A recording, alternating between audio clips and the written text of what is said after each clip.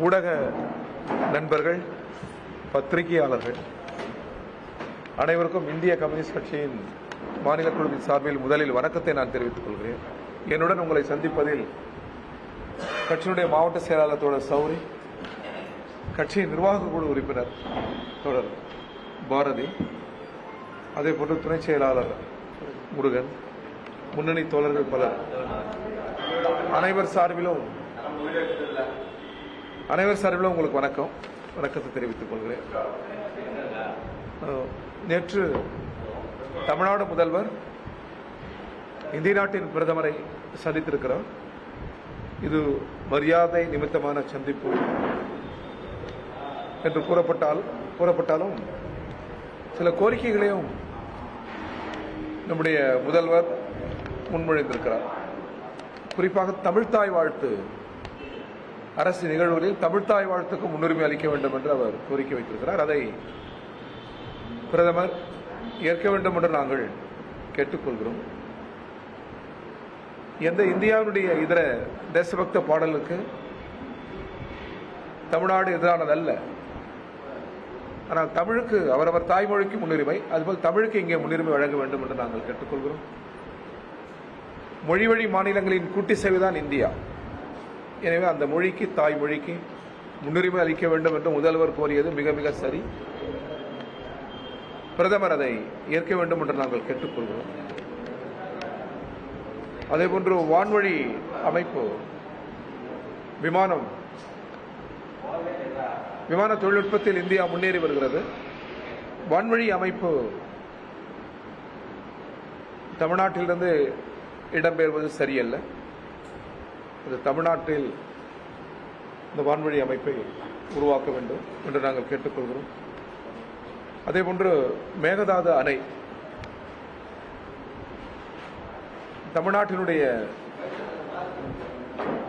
தமிழ்நாடு மற்றும் தென் மாநிலங்களினுடைய கருத்தேதும் அறியாமல், அவர்களது உணர்வுகளுக்கு மதிப்பளிக்காமல் மேகதாது அணை கட்டுவதை ஏற்க இயலாது.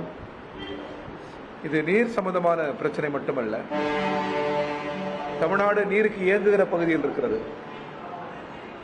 கர்நாடகம் போன்ற மாநிலங்கள் நீர்பிடிப்புள்ள மாநிலமாக இருக்கிறது. ஏற்கனவே பலமுறை பேச்சுவார்த்தைகள் நடைபெற்றிருக்கிறது. ட்ரிபியூனல், நீதிமன்ற வழிகாட்டுதல், இவை எல்லாவற்றையும் கடந்து, தமிழக மக்களின் உணர்வுகளை கடந்து அணை கட்டுவது என்பதை ஏற்க இயலாது. ஒன்றிய அரசு கூடுதல் கவனம் செலுத்தி அதை தடுத்து நிறுத்த வேண்டும். அதேபோன்று மீனவர்கள் பிரச்சனை நீண்ட காலமாக இருக்கிறது. கடலில் மீன்பிடிக்க செல்கிற நமது மீனவ சகோதரர்கள் இலங்கை கடற்படையால் துன்புறுத்துகிற நிலை தொடர்கிறது. கடல்களுக்கு எல்லை இல்லை. அதுவும் மீனவர்கள் கடலுக்கு சென்று விட்டால் கடல் திசையாகவும் மீனவர்கள் திசைதான். தவறுதலாக திசை மாறுகிற பொழுது அவர்களை உரிய நாடுகளுக்கு திருப்பி அனுப்ப வேண்டுமே தவிர அவர்கள் மீது தாக்குதல் தொடுக்கக்கூடாது என்று சர்வதேச சட்டமே இருக்கிறது. அவர்களை சிறைபிடிப்பது, வலைகளை அறுப்பது, மீன்களை கொட்டுவது என்பதெல்லாம் இறையாண்மை மிக்க ஒரு நாட்டை எளிதில் கடந்து செல்கிற செயல்.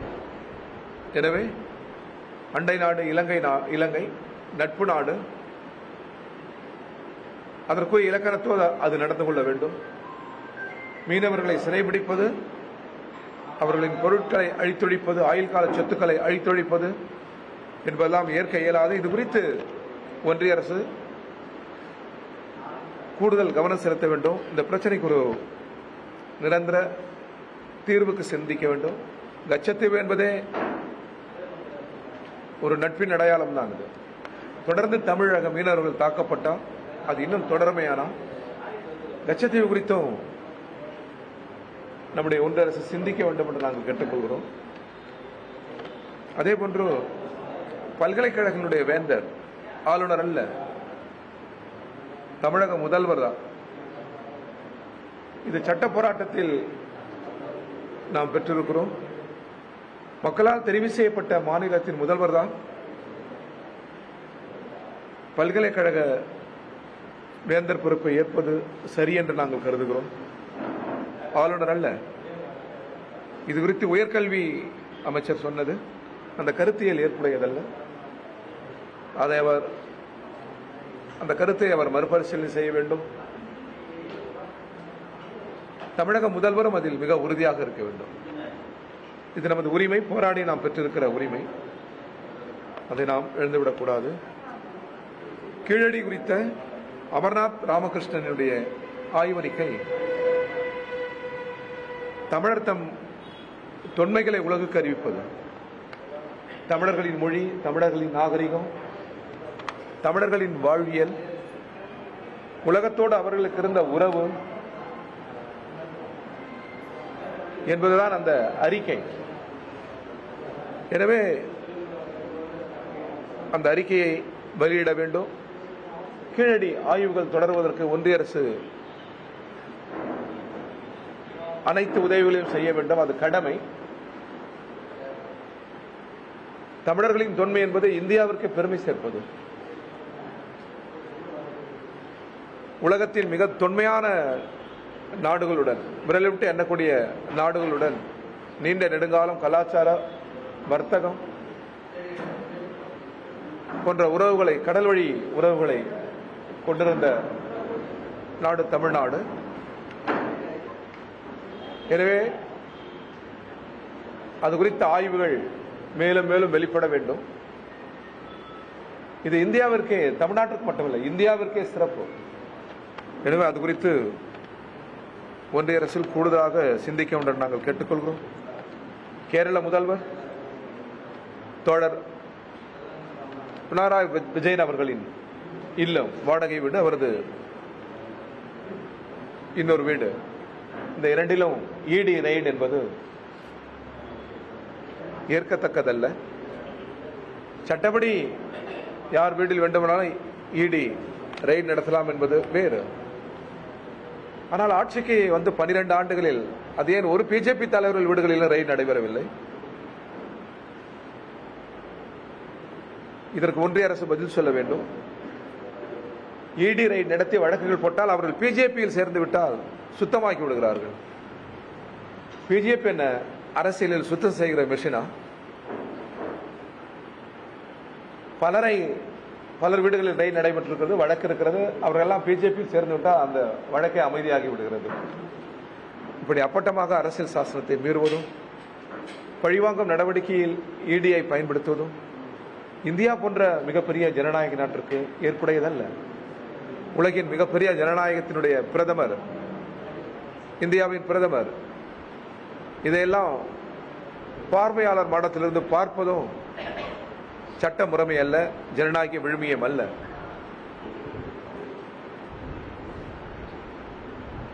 தொடர் பினராயி விஜயன் இல்லத்தில் நடத்தப்பட்ட இந்த ரெய்ட் ஒரு அரசியல் பழிவாங்குதல் தான். நாடு முழுவதும் இருக்கிற இடதுசாரி இயக்கத்தின் தலைவர்களின் வீடுகளில் நீங்கள் இன்னும் எத்தனை ஆண்டுகள் ரெய்டு நடத்தினாலும் அங்கிருந்து தேசவிரோதமான ஒரு பொருளையும் உங்களால் எடுக்க முடியாது. முறை தவறி சொத்துக்களை உங்களால் கண்டுபிடிக்க முடியாது. ஏனென்றால் ஊழியர்கள் கட்சி தருகிற நிதியில் தான் தலைவர்களும் தொண்டர்களும் தோழர்களும் வாழ்கிறார்கள். ரொம்ப இன்னும் கொஞ்சம் கூடுதலாக ரைட் பண்ணால் நீங்கள் புத்தகம் தான் எடுக்கணும். Marx, Engels, Lenin, Che Guevara, Ambedkar, Periyar புத்தகங்கள் தான் எடுக்க முடியும். காந்தி புத்தகங்கள் தான் எடுக்க முடியும். அந்த புத்தகங்களையாச்சும் எடுத்துட்டு இடி ரைட் எடுத்துட்டு போனால் கொஞ்சம் படித்தா கொஞ்சம் அவர்களுக்கு சிந்தனை வரும், அறிவு வரும். குறிப்பாக காந்தி புத்தகம்லாம் படித்தா ரொம்ப நல்லது. கம்யூனிஸ்ட் தலைவர்கள் வீடுகளில் நீங்கள் ரைட் பண்ணீங்களா அப்படிதானே கிடைக்கும், புத்தகம் தானே கிடைக்கும். வீட்டுக்கு வீடு புத்தகம் இருக்கும், அரைக்கரை புத்தகங்கள் இருக்கும், நாடு குறித்த நலன்கள் இருக்கும். எனவே இவையெல்லாம் பழிவாங்க நடவடிக்கை, இது ஏற்க இயலாது. சொல்லுங்க.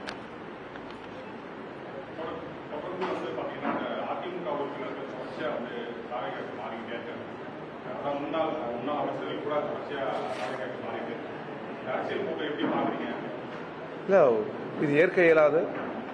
தமிழ்நாடு ஒரு அவர் சொல்லிடுறேங்க.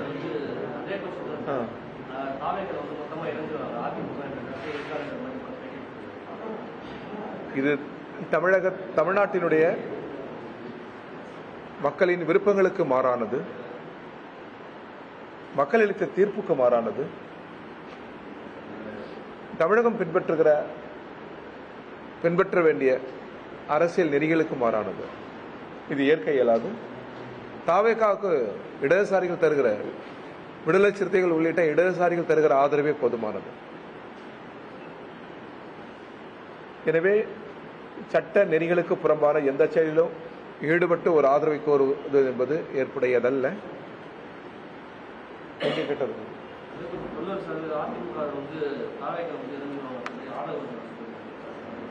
அண்ணா திராவிட முன்னேற்ற கழகம் ஒரு ஜனநாயக சக்தி, திமுக ஒரு ஜனநாயக சக்தி, இரண்டும் திராவிட இயக்கங்கள்.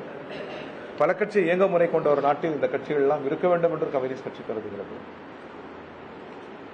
கொள்கை கருத்தியல் தான் முரண், அதில் தான் ஒன்றை எதிர்த்து போரிட வேண்டுமே தவிர ஒரு கட்சி இன்னொரு கட்சி வீழ்த்துவது என்பது இந்த அரசியல் கருத்தியலில் தான். ஆனால் ஜனநாயகத்தில் பல கட்சி இயங்கும் முறையில் ஜனநாயக கட்சிகள் இருப்பது நல்லது என்றதை நாங்கள் கருதுகிறோம்.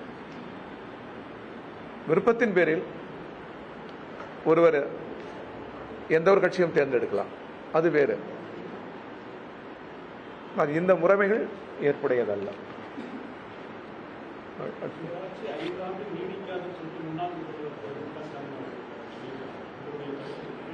அரசியலில் இதுபோல கருத்துக்கள் எழுவது மிக இயல்பு. நாடு, எதிர்கட்சி தலைவர்கள், பல்வேறு கட்சியின் தலைவர்கள் சில கருத்துக்களை சொல்வார்கள். எங்களை பொறுத்த வரைக்கும் மக்கள் வாக்களித்திருக்கிறார்கள், இடதுசாரிகள் ஆதரவளித்திருக்கிறோம். 5 ஆண்டு இந்த ஆட்சி நீடிப்பது நல்லது. ஆனால் அந்த ஆட்சி நல்லாட்சியாக இருக்க வேண்டும், மக்களின் எதிர்பார்ப்புகளை நிறைவேற்ற வேண்டும், கொடுத்த வாக்குறுதிகளை நிறைவேற்ற வேண்டும். முன்னர் தமிழக முதல்வர் மாண்புமிகு ஸ்டாலின் அவர்கள் காலத்தில் நிறைவேற்றப்பட்ட நலத்திட்டங்கள் தொடர வேண்டும்.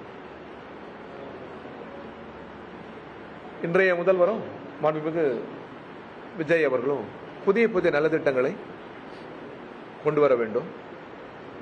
வறுமை ஏழ்மை ஒழிப்பில் முன்னுரிமை அளிக்க வேண்டும். தொழிலாளர்களின் கோரிக்கைகள், மிக மிக சாதாரண தொழிலாளர்களின் கோரிக்கைகள், அரசு ஊழியர்களின் கோரிக்கைகள், ஆசிரியர்களின் கோரிக்கைகள்,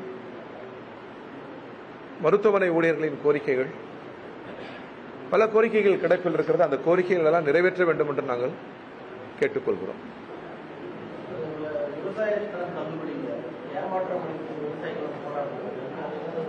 நிச்சயமா அது முதல்வர் அளித்த வாக்குறுதியை நிறைவேற்ற வேண்டும்.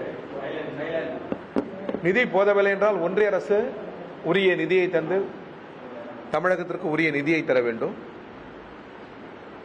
விவசாயிகள் ஐன்ஸ்டீன் சொன்னது போன்று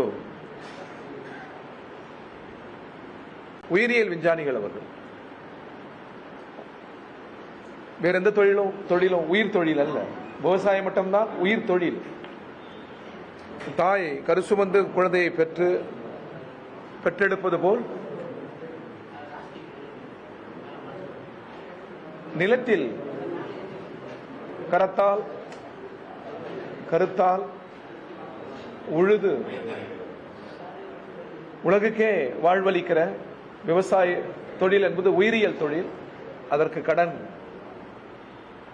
தள்ளுபடி செய்வது நல்லது.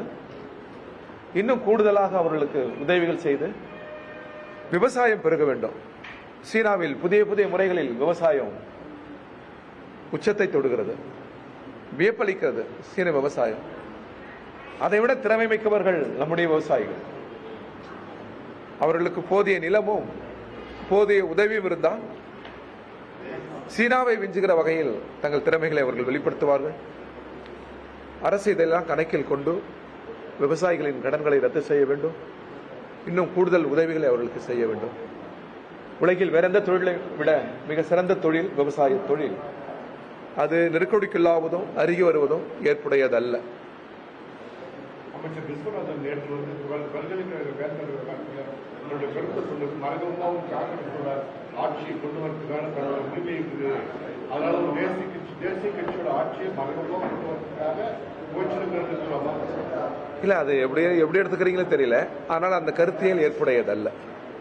சார் விசிக வந்து இந்த ஆட்சிக்கு 5 ஆண்டுகள் நாங்கள் உறுதியாக ஆதரவு தரணும் சொல்றாங்க. அது கம்யூனிஸ்ட் நீங்க நாங்களே ஏற்கனவே சொல்லிட்டோங்க.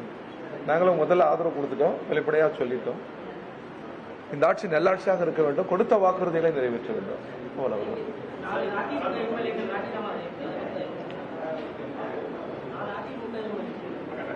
அரசியல் ஏற்கனவே சொல்லிட்டேன், அதுக்கு நான் பதில் சொல்லிட்டேன்.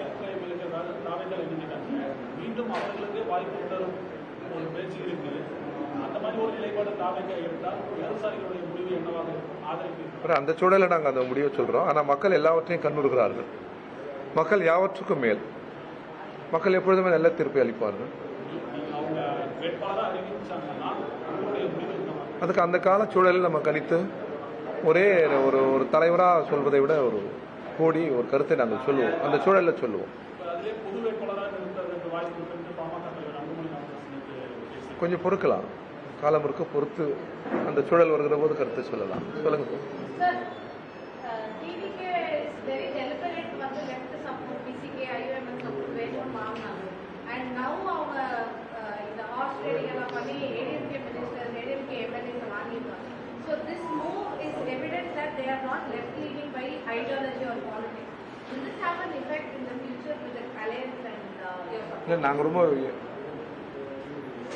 தனிப்பெருங்கட்சியாக 108 இடங்களில் தாவக வென்றிருக்கிறது.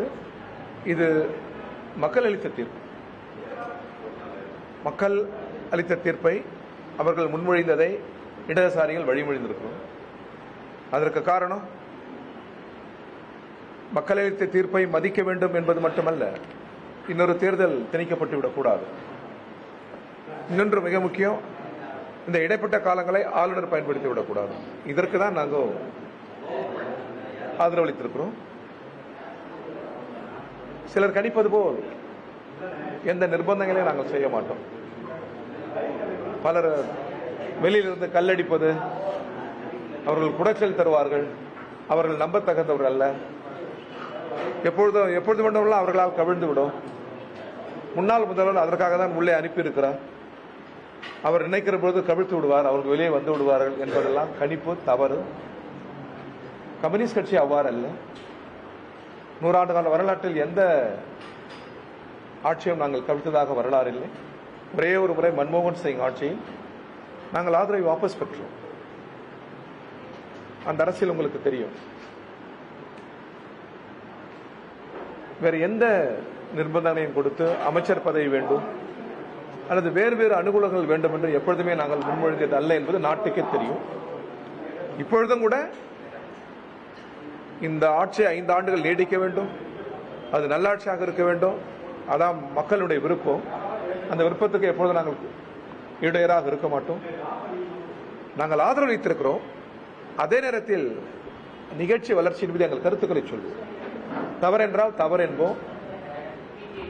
சுட்டிக்காட்ட வேண்டிய இடத்தில் சுட்டிக்காட்டுவோம், கண்டிக்க வேண்டிய இடத்தில் நாங்கள் கண்டிப்போம். போராடும் சூழல் ஏற்படுகிற போது நாங்கள் போராடுவோம் வெளியில் இருந்தபடி. இதன் பொருள் கல் எறிவதல்ல, இதன் பொருள் குடைச்சல் அல்ல. நாங்கள் அதிகமாக என்ன கோரிக்கை வைப்போம்? எங்களுக்கு வாரியம் கூட நாங்கள் கேட்க போறதில்லை, எந்த காலத்திலையும் அமைச்சர் கூட கேட்க போறதில்லை. தொழிலாளர் பிரச்சனை கிடப்பில் இருக்கிறது, ஊழியர் பிரச்சனை கிடப்பில் இருக்கிறது, கொசு மருந்து அடிக்கிற சாதாரண மலேரியா தொழிலாளர்களின் கோரிக்கைகளை நிறைவேற்றுங்கள், கூலி விவசாய தொழிலாளர்களின் கோரிக்கை, சிறுதொழில் கோரிக்கை இருக்கிறது, வங்கிக் கடன், ஏழை மாணவர்களுக்கு வங்கிக் கடனை ரத்து செய்யுங்கள். இது போன்ற மக்கள் நலன் சார்ந்த கோரிக்கைகளை தான் நாங்கள் முன்மொழிவோம். எனவே இதன் பெயர் குடைச்சல் அல்ல, இதன் பெயர் ஆபத்தல்ல.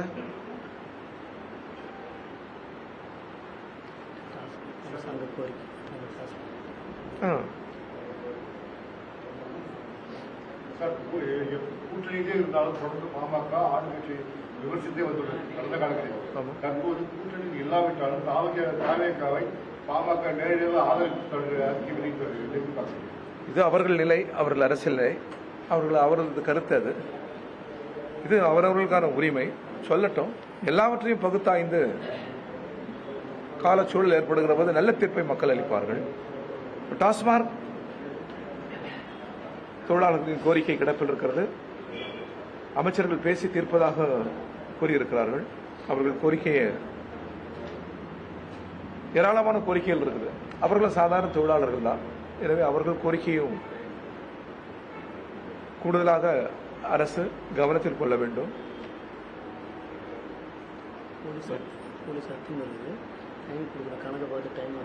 அந்த கோரிக்கைகள் எல்லாமே அடங்கியிருக்கு. போலீஸ் அத்துமீறுவது, அதிகாரிகள் தலையீடுகள், அதிகாரிகள் மிரட்டுவது, மிக மிக சாதாரண ஏழை தொழிலாளர்கள் தான் டாஸ்மார்க்கில் இருக்கிறவங்க. எனவே அவர்களின் கோரிக்கையை அரசு கவனத்தில் கொள்ளும் என்று நாங்கள் நம்புகிறோம்.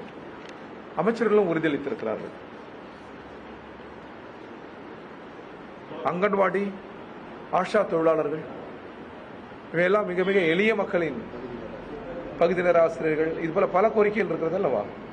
இந்த கோரிக்கைகளை எல்லாம் நாங்கள் முன்மொழிகிறோம், அழுத்தம் கொடுக்கிறோம். அரசும் முதல்வரும் இதற்கு கூடுதல் கவனம் செலுத்த வேண்டும் என்று நாங்கள் கேட்டுக்கொள்கிறோம்.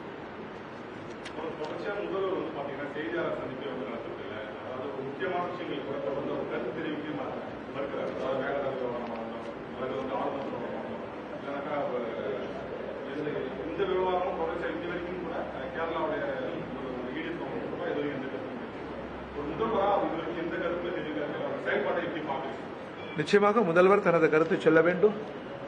ஜனநாயகத்தின் தூண்கள் பத்திரிகையும் ஊடகமும். பத்திரிகையும் ஊடகமும் இல்லாவிட்டால் ஜனநாயகம் குருடாகிவிடும் என்பார்கள் அறிஞர்கள். எனவே அந்த துறையின் முன்னால் நின்று அவரிடத்திலே கருத்துக்குள் சொல்ல வேண்டும் என்று நான் தமிழக முதல்வரை தோழமையோடு இந்திய கம்யூனிஸ்ட் கட்சியின் சார்பில் கேட்டுக்கொள்கிறேன். அடுத்து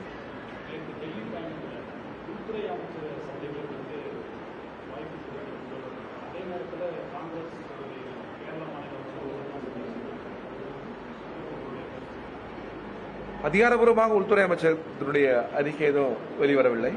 ஒரு முதல்வர் பிரதமரை சந்திக்கிற போது உள்துறை அமைச்சர் சந்தித்திருக்க வேண்டும், சந்திக்க நேரம் ஒதுக்கி இருக்க வேண்டும். அவர் அதற்கான என்ன காரணம் சொல்றாருன்னு பார்த்து நம்ம கருத்து சொல்லலாம். ஆனால் பிரதமரே சந்தித்த பிறகு உள்துறை அமைச்சர் சந்தித்திருக்க வேண்டும்.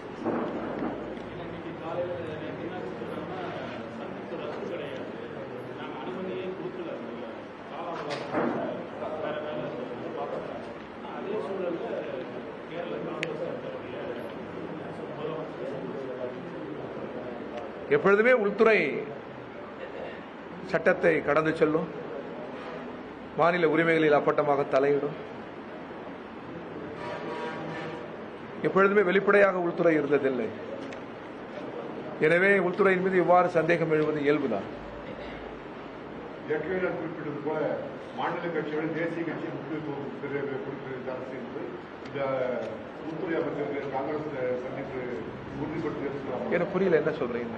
சரி, எப்போதுமே தேசிய கட்சிகளுக்கு முன்னுரிமை அளிக்கப்படுகிறது மத்திய அரசு என்ற கோரிக்கை தான் சற்று முன்னாள் அதைதான் இப்போது உறுதிப்படுத்தி கேரள காங்கிரஸ் இல்ல. தேசிய இயக்கங்கள், தேசிய கட்சிகள் எவ்வளவு முக்கியமோ பல கட்சி இயங்கும் முறையில் அவ்வளவு முக்கியம் மாநில கட்சிகளும். இன்றைக்கு அனைத்து மாநிலங்களிலும் மாநில கட்சிகள், பல கட்சிகள் உருவாகிவிட்டது. அதையும் கடந்து சென்று விட முடியாது. நாட்டில் தேசிய கட்சிகளுக்கு என்ன முக்கியத்துவம் உண்டோ அதற்கு சற்றும் குறையாத முக்கியத்துவம் மாநில கட்சிகளுக்கும் உண்டு. மாநில கட்சிகளாகட்டும் தேசிய கட்சிகளாகட்டும் யாவும் சட்டத்தின்படிதான். அனைத்தும் ஜனநாயக விழுமியங்களை, நமது முன்னோர்கள் நமக்கு அளித்த ஜனநாயக விழுமியங்களை கடந்து செல்லாமல் அந்த விழுமியங்களை வளர்த்தெடுப்பதற்கு கூடுதல் முன்னுரிமை அளிக்க வேண்டும் என்பதுதான் இந்திய கம்யூனிஸ்ட் கட்சியின் நிலை.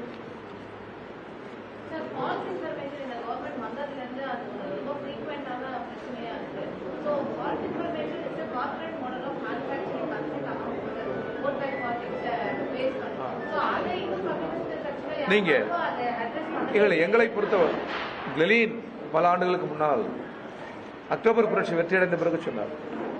அக்டோபர் புரட்சியில் கம்யூனிஸ்ட் கட்சி வெற்றியடைந்தவுடன் அதை பற்றி அவதூறுகள் பரப்பப்பட்டது. கொள்ளைக்காரர்கள் அதிகாரத்துக்கு வந்து விட்டார்கள், பிச்சைக்காரர்கள் அதிகாரத்துக்கு வந்து விட்டார்கள், நாடு முழுவதும் கொலை நடக்கும் என்றெல்லாம் பிரச்சாரம் செய்த போது லெனின் சொன்னார், slander is a part of the politics.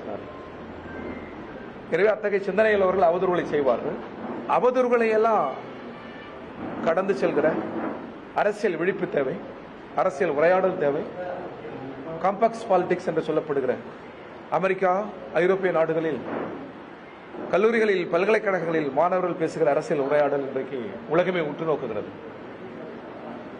காசாவுக்கு எதிராக இஸ்ரேலுக்கு ஆதரவாக அமெரிக்கா இருக்கிறது. ஆனால் அங்கே பிறந்து அங்கே வளர்ந்த மாணவர்கள் காசாவுக்கு ஆதரவாக குரல் எழுப்புகிறார்கள். இது மிகப்பெரிய விழிப்பு, எல்லோரும் கற்க வேண்டிய பாடம். எனவே அவதூறுகள் அரசியல் அல்ல, அவதூறுகளை கடந்த உண்மைதான் அரசியல், வெளிப்படைத்தன்மைதான் அரசியல். சூழ்ச்சிகளும் அவதூறுகளையும் கடந்து செல்கிற ஒரு அரசியல் உரையாடல் அடுத்த தலைமுறையிடம் தென்படுகிறது. அடுத்த தலைமுறையின் மீது நமக்கு நம்பிக்கை இருக்கிறது. இவை யாவும் தொற்று போகும்.